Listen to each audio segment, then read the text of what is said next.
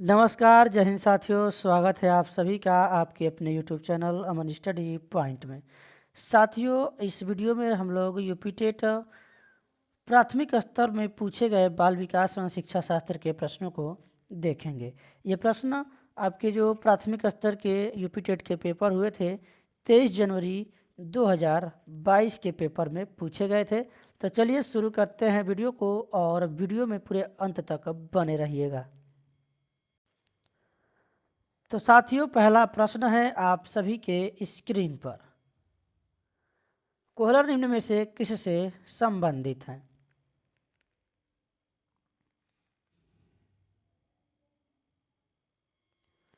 तो साथियों, इस प्रश्न का सही जवाब जाएगा ऑप्शन सेकंड के साथ। यह जो है कोहलर जो है किससे संबंधित है? तो यह संबंधित है अधिगम के सिद्धांत से। अगला प्रश्न है मैकडूगल के अनुसार मूल प्रवृत्तियों की संख्या कितनी है? तो मूल प्रवृत्तियों की संख्या है साथियों 14। ऑप्शन फोर्थ इस प्रश्न का सही जवाब होगा। मैकडूगल, अब ये प्रश्न आपके यूपी टेट में पूछे गए हैं और काफ़ी महत्वपूर्ण प्रश्न है इस आगामी परीक्षा के लिए। अगला प्रश्न देखेंगे, मानसिक उद्वेलन प्रतिमान का प्रयोग निम्न में से किसके शिक्षण हेतु किया जाता है? तो साथियों, इस प्रश्न का सही जवाब जाएगा ऑप्शन थर्ड के साथ सृजनात्मकता के लिए। अगला प्रश्न देखेंगे, निम्न में से किसके प्रयोग में कुत्ता की विषय था? देखिए, ये प्रश्न पूछा गया है और हमने अपने प्रैक्टिस सेट में बहुत बार आपसे बताया है कि पावलोव ने कुत्ते पर प्रयोग किया है, थार्नडाइक ने बिल्ली पर किया है, स्किनर ने चूहे पर किया है। कोहलर ने किस पर प्रयोग किया है? तो इसने जो है चिंपांजी यानी बंदर पर प्रयोग किया है, जिसका नाम था, एक बंदर का नाम था सुल्तान। अंतर्दृष्टि या सूझ का सिद्धांत कोहलर ने ही दिया है, ये भी आप लोग याद रखेंगे। मौलिकता, नमनीयता तथा प्रवाह निम्न में से किसके घटक हैं? तो साथियों, यह घटक हैं सृजनात्मकता के। ऑप्शन फोर्थ इस प्रश्न का सही जवाब होगा। फोर्थ के साथ आंसर लगाएंगे। चलेंगे अगले प्रश्न की ओर। युयुत्सा है, तो युयुत्सा साथियों यह क्या है? एक प्रकार की मूल प्रवृत्ति है। ऑप्शन फर्स्ट इस प्रश्न का सही जवाब होगा। बालकों के सामाजिक विकास को प्रभावित करने वाले तत्व हैं। तो यहाँ पर साथियों हमारा आंसर जो होगा इस प्रश्न का फोर्थ ऑप्शन होगा, सामाजिक परिवेशजन्य तत्व। चलेंगे अगले प्रश्न की ओर। अगला प्रश्न है, शारीरिक विकास का एक प्रमुख नियम निम्न में से कौन सा है? तो साथियों, इस प्रश्न का सही जवाब होगा ऑप्शन थर्ड, द्रुतगामी विकास के नियम। अगला प्रश्न है, निम्नलिखित में से कौन सा विकास का सिद्धांत नहीं है? तो साथियों, इसमें अनुकूलित प्रत्यावर्तन सिद्धांत यह विकास का सिद्धांत नहीं है।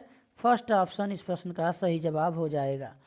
अगला प्रश्न है, विकास के परिणाम स्वरूप नवीन विशेषताएं और नवीन योग्यताएं प्रकट होती हैं। यह परिभाषा या कथन किसने दिया है? तो साथियों, इस प्रश्न का सही जवाब होगा ऑप्शन फोर्थ यानी हरलाक ने दिया है। फोर्थ के साथ आंसर लगाएंगे। साथियों, अभी तक आपने वीडियो को शेयर नहीं किया है तो एक बार अपने दोस्तों यानी साथियों में शेयर जरूर कर दीजिएगा। पूर्व अनुभव के आधार पर संवेदना को अर्थ प्रदान करना कहलाता है। तो यह कहलाता है साथियों प्रत्यक्षीकरण। ऑप्शन फोर्थ इस प्रश्न का सही जवाब होगा। चलेंगे अगले प्रश्न की ओर। सीखने में प्रयास व भूल के सिद्धांत का प्रतिपादन किसने किया? तो थार्नडाइक ने प्रयास या भूल त्रुटि वाला जो सिद्धांत दिया है। ऑप्शन थर्ड के साथ आंसर जाएगा। और हमने बताया था थार्नडाइक ने किस पे प्रयोग किया है? तो बिल्ली पे। चलेंगे अगले प्रश्न की ओर। अगला प्रश्न है, औसत बुद्धि वाले बालकों का बुद्धि स्तर होगा। तो औसत बुद्धि वाले बालकों का जो बुद्धि लब्धि होता है साथियों, वह औसत कहिए या फिर सामान्य 90 से 110 होता है, या फिर 109 दिया गया है तो 109 वाला आंसर आप लोग लगाएंगे। ऑप्शन थर्ड इस प्रश्न का सही जवाब होगा। चलेंगे अगले प्रश्न की ओर। निम्न में से कौन तरल क्रिस्टलीय बुद्धि के प्रतिमान के प्रतिपादक थे? ये प्रश्न साथियों इसके जो है कौन थे? कैटल। ऑप्शन फर्स्ट इस प्रश्न का सही जवाब होगा। चलेंगे अगले प्रश्न की ओर। अगला प्रश्न है क्रिया प्रसूत अधिगम सिद्धांत का प्रतिपादन किसने किया है? तो अभी हमने आपसे बताया था कि स्किनर ने चूहे पर प्रयोग किया था। क्रिया प्रसूत अधिगम सिद्धांत का प्रतिपादन स्किनर ने किया। सेकेंड ऑप्शन साथियों सही होगा। चलेंगे अगले प्रश्न की ओर। ब्लूप्रिंट निम्न में से किसका महत्वपूर्ण घटक है? तो जो ब्लूप्रिंट है साथियों यह परीक्षण निर्माण का प्रमुख घटक है। ऑप्शन फर्स्ट इसका सही जवाब होगा। चलेंगे अगले प्रश्न की ओर। विकास की पूर्व संक्रिया अवस्था निम्न में से किसने दिया था?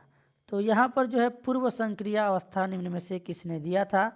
तो आप सभी को पता होगा पियाजे ने 4 अवस्थाएं दी थी, पूर्व संक्रियात्मक, मूर्त संक्रियात्मक और अमूर्त संक्रियात्मक या फिर औपचारिक संक्रियात्मक।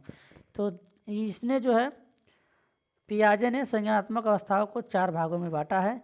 ऑप्शन फोर्थ इस प्रश्न का सही जवाब होगा। चलेंगे अगले प्रश्न की ओर। MPPI परीक्षण में उपयोग निम्न में से किसके मापन में किया जाता है? तो इस परीक्षण का उपयोग साथियों किस में किया जाता है? यह किया जाता है व्यक्तित्व परीक्षण में। MPPI इस परीक्षण का उपयोग व्यक्तित्व परीक्षण में किया जाता है, व्यक्तित्व परीक्षण के मापन में किया जाता है। अधिगम हेतु निम्न में क्या सर्वाधिक आवश्यक है? तो अधिगम हेतु निम्न में से सबसे अधिक जो है आवश्यक है साथियों वह है रुचि। ऑप्शन फोर्थ इस प्रश्न का सही जवाब होगा। चलेंगे अगले प्रश्न की ओर। शैशव काल का समय है। शैशव काल पूछा गया है साथियों। तो अगर जिन पियाजे के हिसाब से लगाएंगे तो यहाँ पर जन्म से 2 वर्ष होगा, मगर यहाँ पर हम जन्म से 6 वर्ष दिया गया है तो 6 वर्ष लगाएंगे, यानी 0 से 6 या 0 से 5 भी आपको देखने को मिल सकता है। तो आंसर लगाएंगे थर्ड के साथ। चलेंगे अगले प्रश्न की ओर।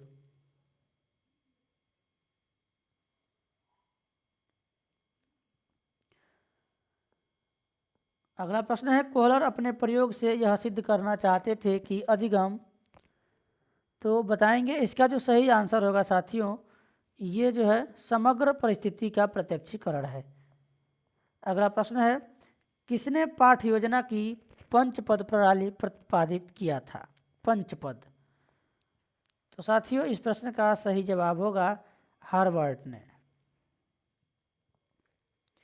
निम्नलिखित ग्रंथियों के आधार व्यक्तित्व के विभिन्न प्रकारों की चर्चा किसने की है? ग्रंथियों के आधार पर साथियों तो इस प्रश्न का सही जवाब होगा ऑप्शन थर्ड कैनन ने। सृजनात्मकता मौलिक परिणामों को अभिव्यक्त करने की मानसिक प्रक्रिया है। यह कथन किसका है? तो साथियों इस प्रश्न का सही जवाब होगा सेकेंड क्रो एंड क्रो का।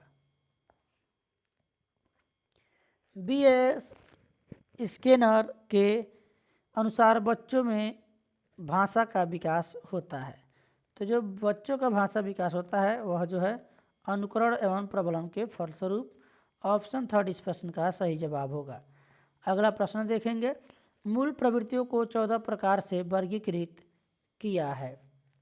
तो मूल प्रवृत्तियों को देखिए यह किसने वर्गीकृत किया है? तो मैकडूगल ने। मैकडूगल से संबंधित देखिए 2 प्रश्न यहाँ पर आपको देखने को मिल गए। किसी दूसरी वस्तु की अपेक्षा एक वस्तु पर चेतना का केंद्रीकरण अवधान है, यह कथन है। तो यह किसका कथन है साथियों? यह कथन है डम्बिल का। ऑप्शन फर्स्ट सही होगा।